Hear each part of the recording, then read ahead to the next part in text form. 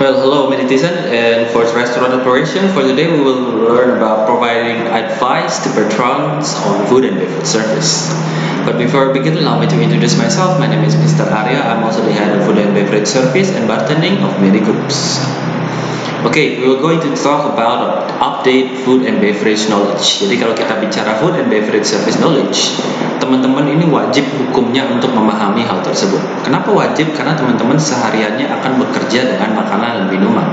Apa yang terjadi ketika seorang waiter ataupun waitress tidak paham terkait makanan dan minuman? Bagaimana caranya teman-teman bisa menjelaskan ke tamunya kalau teman-teman sendiri tidak paham terkait hal tersebut?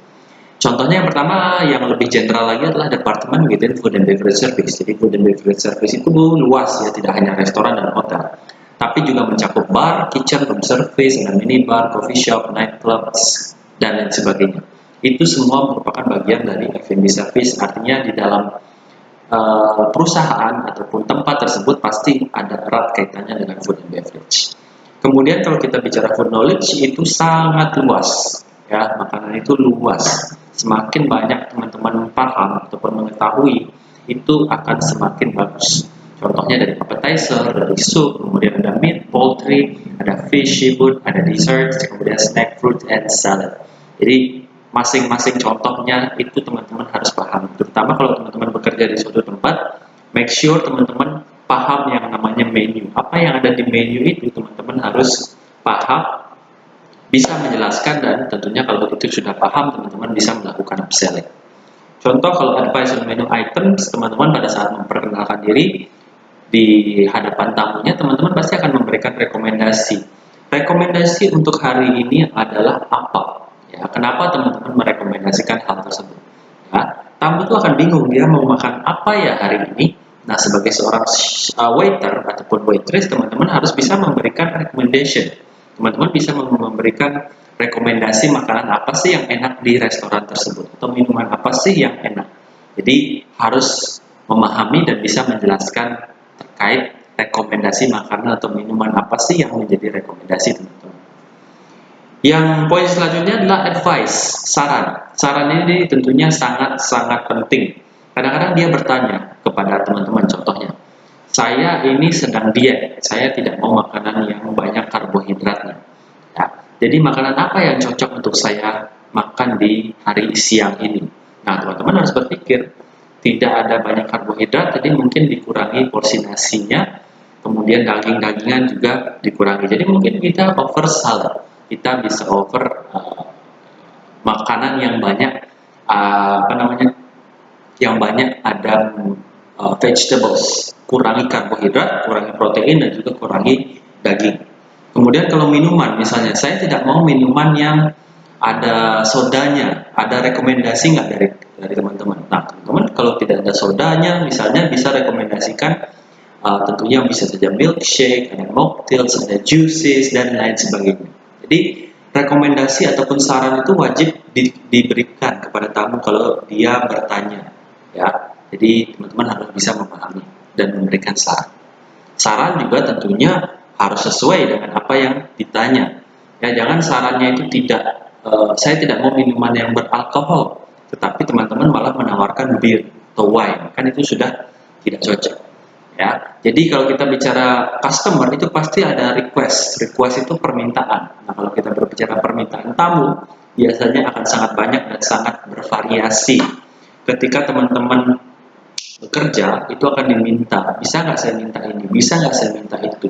Nah, teman-teman harus bisa mendengarkan mana yang bisa dan mana yang tidak, itu harus teman-teman akomodasi. Contoh kalau dia minta tambahan sambal misalnya, dia makan ayam goreng misalnya, dia minta tambahan sambal, itu bisa apa tidak?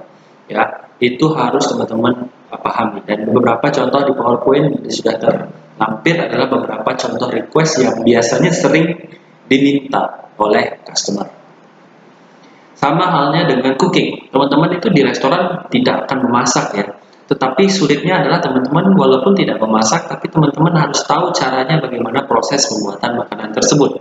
Ya, makanan dan minuman.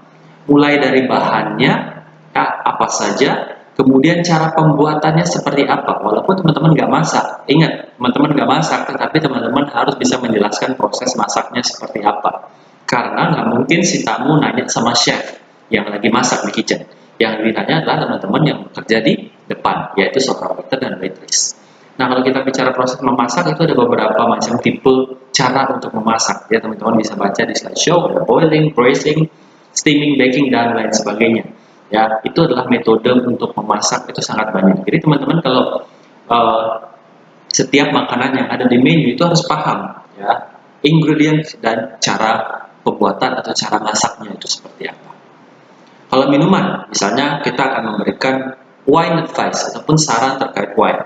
Nah, kalau kita bicara wine itu adalah fermentasi dari anggur, artinya basic ingredients-nya itu pasti dari anggur. Kalau kita bicara 10 negara produksi wine, yang paling banyak adalah terlampir ya di PowerPoint, tapi Indonesia tidak salah satunya. Ya, ada Prancis, Italia, dan Spain. Itu adalah top 3 ya kalau produksi anggur yang terbaik. Indonesia mungkin tidak masuk ke dalamnya, tetapi teman-teman juga wajib yang tahu namanya local wine. Local wine adalah local yang diproduksi di Bali maupun di Indonesia. Tentunya ada seperti Hutton Wine, itu adalah produksi dalam negeri.